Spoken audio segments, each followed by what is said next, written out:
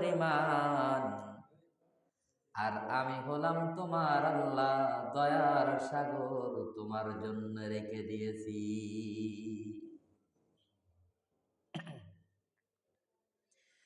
আল্লাহ বলেন, ও বান্দা, অপরাধ যতই করো না কেন, সকাল থেকে সন্ধ্যা পর্যন্ত অপরাধ করে ফেলেছো, আমি আল্লাহ আমার কাছে সন্ধ্যাবেলা একটা বার যদি বল, ও মাবুদ গুনাহ করেছি আল্লাহ মাফ করে দাও, আর মনের ভিতরে এই আশা রাখো আল্লাহ নিজের উপরে জুলুম করেছি, অত্যাচার করেছি, আল্লাহ আর গুনাহ করব না, গুনাহগুলোকে আল্লাহ তুমি মাফ করে দাও, আর আল্লাহর উপর আশা রাখো আল্লাহ আমাকে মাফ করে দেবে। আল্লাহ মুহূর্তের মধ্যে বান্দার জিন্দেগির গুনাহগুলোকে মাফ করে দেয়। আল্লাহ পাক রব্বুল আলামিন বলেন, কুল ইয়া ইবাদিয়াল্লাযীনা আসরাফু আলা আনফুসিহিম লা তাকনাতু মির রাহমাতিল্লাহ ইন্নাল্লাহা ইয়াগফিরুদ যুনুবা জামিআ ইন্নাহু হুয়াল গফুরুর রহিম। আল্লাহ নবীরে ডাক দিয়ে বলেন, নবী তুমি বলো তোমার উম্মতদেরকে, তুমি বলো আমার মায়ার বান্দাদেরকে তুমি বলে দাও, হে আমার বান্দারা, আমার বান্দা মানে আমার বন্ধু, আমার অলি মানে আমার বন্ধু, আমার ইমান যারা আনয়ন করেছে তারা আমার বন্ধু, আমার বন্ধুদেরকে তুমি বলে দাও, তারা যখন নিজেদের প্রতি অবিচার করে অর্থাৎ গুনাহ করে, বান্দা যত বড় গুনাহ করুক না কেন, আল্লাহ তাআলা বলেন আমার ক্ষমা আমার অনুগ্রহের আশায় যদি বান্দা একটা বার বলে আল্লাহ আর কোনোদিন গুনাহ করব না, আর কোনোদিন গুনাহ করব না, এইরকম মন মানসিকতা নিয়ে যদি আমি আল্লাহ ক্ষমার আশায় যদি হাত উত্তোলন করে তুমি জানায়া দাও তাদেরকে, আমি আল্লাহ পাক রব্বুল আলামিন তাদেরকে জানাই দিলাম তারা যেন আমার রহমত থেকে নৈরাশ না হয়। আমি আল্লাহ আমার উপরে পূর্ণ আস্থা এবং বিশ্বাস রেখে, আমার রহমতের উপর আস্থা এবং বিশ্বাস রেখে বান্দা যখন চলবে আমি বান্দার সমস্ত গুনাহগুলোকে মাফ করে দেব। আল্লাহ নিজেই বলেন, ইন্নাল্লাহা ইয়াগফিরুদ যুনুবা জামিআ, নিশ্চয় আমি আল্লাহ তাআলা সমস্ত গুনাহগুলোকে ক্ষমা করে দেব।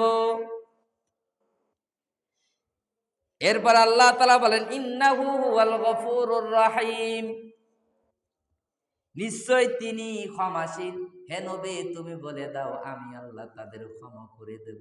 ও বান্দারে, ও আমার উম্মতেরা, আল্লাহ গুনাহ ক্ষমা করে দেবে। শুধু তাই নয়, তোমরা জেনে রাখো তোমরা এমন একজন প্রভুর ইবাদত করো যে প্রভু তোমারে বড় ভালোবাসে, বড় মহাব্বত করে, বড় ভালোবাসে। ওই প্রভুর ডাকে তোমরা কেন সাড়া দাও না? কারণ ও বান্দা ও বান্দিরা তোমরা শোনো, তোমাদের জন্য কিন্তু আমি আযাব লিখে রাখি নাই, আমি তোমাদের জন্য জাহান্নাম বানাই নাই। বলবেন হুজুর কেমন করে বললেন, এটা কেমনে সম্ভব, কেমনে আমাদের জন্য জান্নাত বানাইলেন না? অথচ আল্লাহ তাআলা অগণিত জায়গায় বলেছেন জাহান্নামের ইন্ধন হবে মানব এবং জিন এবং পাথর। এই দুইটা তিনটা জিনিস দিয়ে আল্লাহ জাহান্নামটাকে জ্বালাইবেন। হুজুর আপনি কেমন করে বললেন? এই বান্দা বান্দীদেরকে, এই ওলিদেরকে দিয়ে আল্লাহ জাহান্নাম উদ্বোধন করবেন না। কারণ বন্ধু কোনোদিন বন্ধুর বিপরীত যায় না, বন্ধু সবসময় বন্ধুর কষ্টে কষ্টান্বিত হয়। বন্ধুর চোখে পানি বান্দা, বন্ধুর চোখে পানি, বন্ধুর চোখে পানি এসে যায়। আশেকের চোখে পানি থাকলে মাসুকের চোখে পানি, মাসুকের চোখে পানি থাকলে আশেকের চোখেও পানি।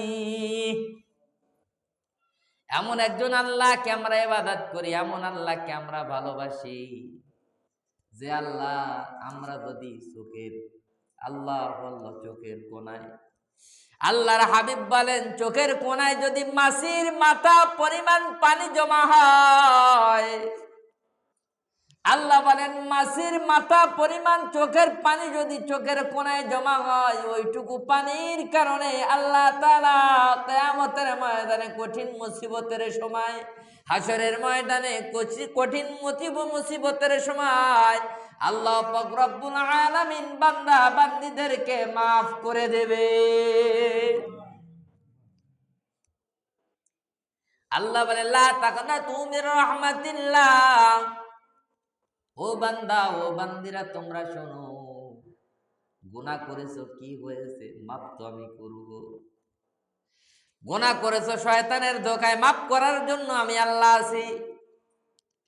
একটা কিতাবের মধ্যে আসছে ফিরাউনকে যখন ফিরাউনকে যখন আল্লাহ নীল নদের মধ্যে চুপায় মারলো, এই ফেরাউনকে যখন চুপায় মারতাছিল বারবার এই ফেরাউন বলতেছিল, ও মুসা, ও মুসা, আমি তোর খোদার উপর ঈমান আনলাম, আমারে মাফ করে দে। ও মুসা, আমি তোর খোদার উপর ঈমান আনলাম, তোর খোদারে বল আমারে মাফ করে দিতে, আর কোনোদিন তোর বিপরীত যাব না, তোরে আর কষ্ট দিব না, আমারে মাফ করে দিতে বল। ফেরাউন যখন শেষ হয়ে গেল, একদিন মুসা আলাইহিস সালাতু ওয়াস সালামকে বললেন, ও মুসা, যদি ফেরাউন নিজের শব্দটুকু বদলাইতো, কথার ভাষাটা যদি আপনি না বলে বললো, আল্লাহ তুমি আমারে মাফ করে দাও, তুমি আমারে সাহায্য করো, ও মুসা, আমি মুহূর্তের মধ্যে ফেরাউন রে ধুয়ে মুছে পরিষ্কার করে আমি আল্লাহ ফেরাউন রে একবারে নিষ্পাপ বানায় দিতাম। তাফসীরের মধ্যে আছে আল্লাহর দয়া এমন দয়া, আমরা কি ফেরাউনের চাইতে কি খারাপ? কি কন আপনারা, কি কন? আমরা কি ফেরাউনের চাইতেও কি খারাপ? নমরুদের চাইতেও কি খারাপ? তাহলে ওই আল্লাহ কি আমাদের মাফ করতে পারেন না? কি বলেন? এই জন্য বলেন, ও মুমিন বান্দারা, ও আমার বন্ধুরা, আমি যে তোমাদের মাফ করব, এই আশায় তোমরা আমার দরবারে হাত উঠাও, আমি আল্লাহ তোমাদেরকে মাফ করে দেব। কারণ তোমরা ভয় পাও জাহান্নামের আগুন বড় কঠিন বলে তোমরা ভয় পাও। ও বান্দা, এই আগুন তো আমি তোমাদের জন্য জ্বালাই নাই, এই আগুন আমি তোমাদের জন্য বানাই নাই। আল্লাহ বলেন, যালিকা জাযাইনাহুম বিমা কাফারু, আমি আগুন জ্বালাইছি যারা আমার উপরে ঈমান আনয়ন করছে না, কুফরি করছে, শিরিক করছে, যারা বিদ্রোহ করছে, যারা আল্লাহর হুকুম মানে না। আল্লাহ বলেন, আমি তাদের জন্য জাহান্নাম বানাইছি, আমি আল্লাহ তোমাদের জন্য জাহান্নাম বানাই নাই।